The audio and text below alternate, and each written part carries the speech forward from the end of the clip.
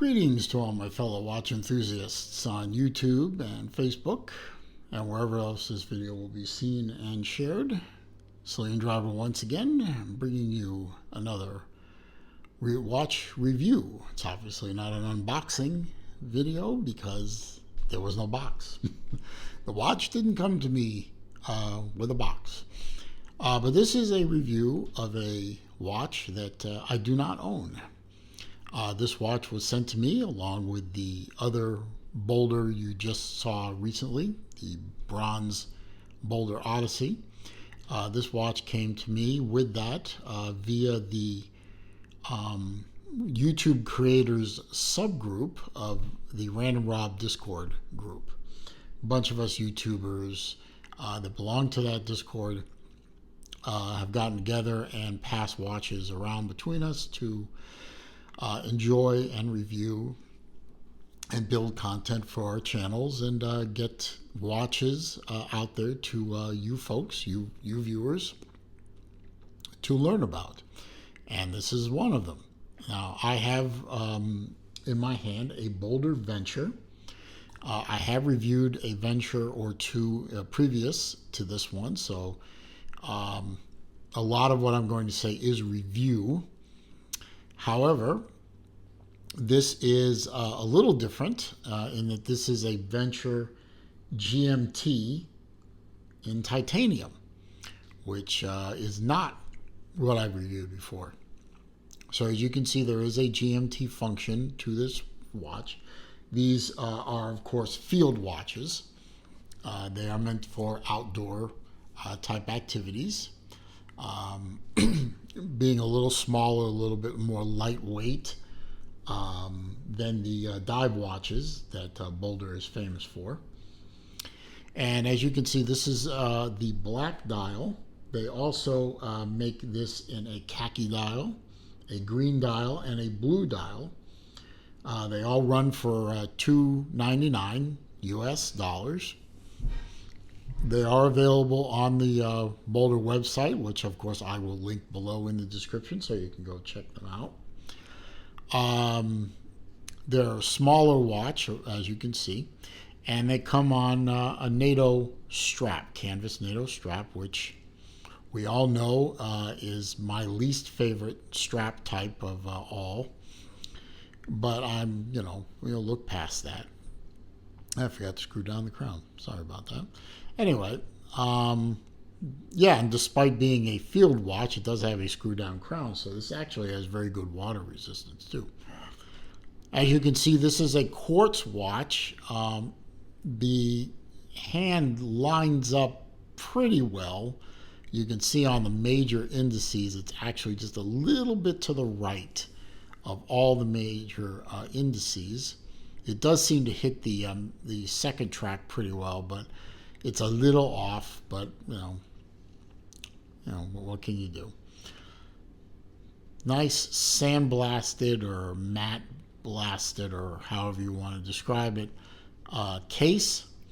The buckles and keepers on the NATO strap are color matched to the case. You can see, typical NATO strap. It fits on like that. It does use, however, conventional spring bars. So if you wanted to swap the NATO strap out for something else, a strap of its own, or maybe a bracelet, you can do that easily enough. It is conventional sized.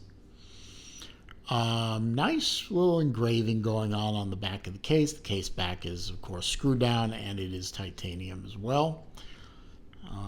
Let's see if I can do this correctly. Hey, I did it. Anyway, I'll give you a wrist shot. I have to do this off camera since trying to do this through a iPhone screen is problematic. The thing is,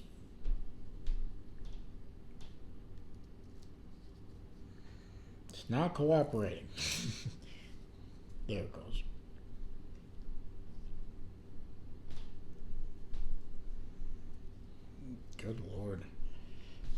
think I know how to put on a watch by now. Anyway, this strap actually isn't that bad in terms of, my main objection to NATO straps is this tail usually comes up over here and you have to tuck it or do some damn thing with it. But this one is actually short enough where it almost looks conventional, but I just don't like the keepers up here. That really bothers me. I'm just not a big fan of NATO straps. But anyway, the watch does fit me very well. I mean, being as small as it is, you would expect it to. I mean, there's plenty of room across my wrist for this watch to sit on. It's a very comfortable watch to wear, being that it's all titanium. It's very lightweight. Obviously, the NATO strap is going to have no weight to it at all. So it's going to wear very comfortably. It's going to breathe well because, canvas strap is not going to induce a lot of wrist sweat. Signed crown, big, bold hands, lots of lume on there, but big, bold hands so you can tell the time very easily, very quickly. You can set the GMT hand separately. Let's see, you can unscrew this thing. It pops audibly. One click out is the GMT. Now, the thing about the GMT hand that bothers me a little bit is there's no click to it. It's just a free-floating GMT hand. And it doesn't click in at the hours, like it doesn't click in like at the 18 or whatever. It just floats. So that's not so great. Pull it to the second point, you can see it hacks the movement. Push it in, it starts up again, and you just screw it down. I'm used to a GMT hand when it hits an hour point or it synchronizes to the time point here. It sort of, you feel a little detent when you turn the setting.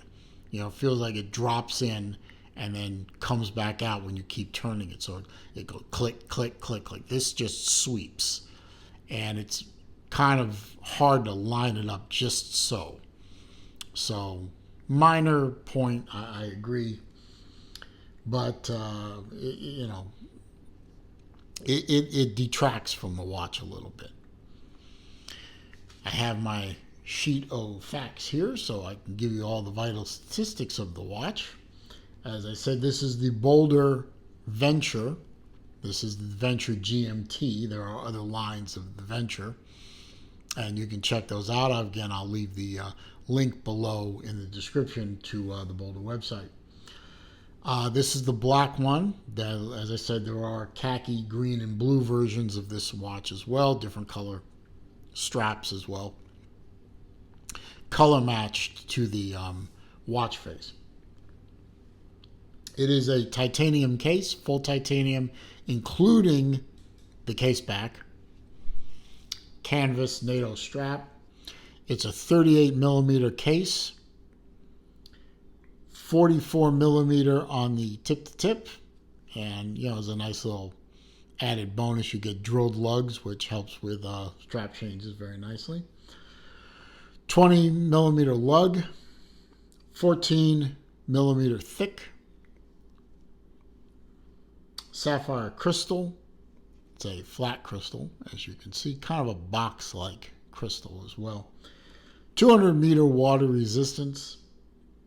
And inside is a Ronda movement. You don't see a lot of Ronda movements, but this is a Ronda 515 quartz GMT movement. There is no date complication on here, just the GMT. Rondas, I don't know as much about Rondas as I do about Seikos or ETAs or Miyotas or Solitas or whatever. Ronda has a good reputation. I've never had a problem with a watch with a Ronda movement. They keep good, accurate time. From what I understand from other watch folks, they are a very durable movement, and Don't need a lot of service work. Of course, this being a quartz movement, it's going to need a battery every once in a while. But they do use conventional button-style batteries, so that should not be a problem. Just something to consider. I don't know how prevalent Rhonda movement service centers are in the United States or elsewhere for that matter. So that might be something you want to think about if you're going to buy one of these, if it can be easily serviced or is it going to have to go back to Boldr. But from what I understand, as I said, Rhonda movements are pretty tough stuff, so should not be a problem. It's a nice watch. It really is a nice watch. For me, if it had a better strap, something that I like a little better would be an excellent grab-and-go watch. But don't let my dislike of a NATO strap stop you. If a NATO strap doesn't bother you or it is your thing and you like the field watch look, go for it. I think it's an excellent watch, and we all know that Boldr has an excellent reputation, makes a fantastic watch, and should give you many, many years of good, durable service. And, you know, I've worn the watch plenty, and it is a very comfortable watch to wear. So definitely can give it a recommendation as a watch that, you know, you should take a look at. If this is your aesthetic, go take a look at it. So, if you found the video to be useful, informative, entertaining, please click that thumbs up button for me. Clicking the thumbs up is definitely helpful to the channel with respect to the YouTube search algorithm.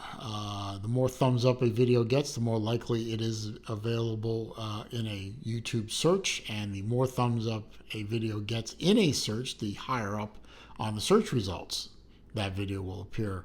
So it does help draw viewers to the channel. Always a good thing. Comments, questions, suggestions down below. I do read them all. I do respond to them all. However, as a normal policy, any troll posts, nasty posts, or posts with links to bad places on the internet, those posts will be deleted. The posters will be blocked. I always get one per video. It never fails. I always say that, and yet I still get one of those every video. Sometimes more. If you're new to the channel, of course, welcome. I'm glad you're here. I'm glad you found the place. Feel free to watch as many videos as you want. I've been on here a very long time. I've produced many, many videos. I ask very little in return for all that entertainment. All I ask is that before you leave, you click the subscribe button. The little red button down there on the right. And when you do, click the bell icon. That way, when I upload new videos, you will be alerted when they release. And when I do live streams, which I do every Wednesday afternoon at 3 p.m. Eastern Time, you will be alerted to that live stream. Or when I do other live streams during the week, as I try to do when time and opportunity avail themselves to me, you will be alerted to those streams as well. Meanwhile, as I always say at the end of my videos, it is a crazy, nutty, sometimes dangerous old world out there. I ask you all to please be safe, be well, be careful. I'll see you soon.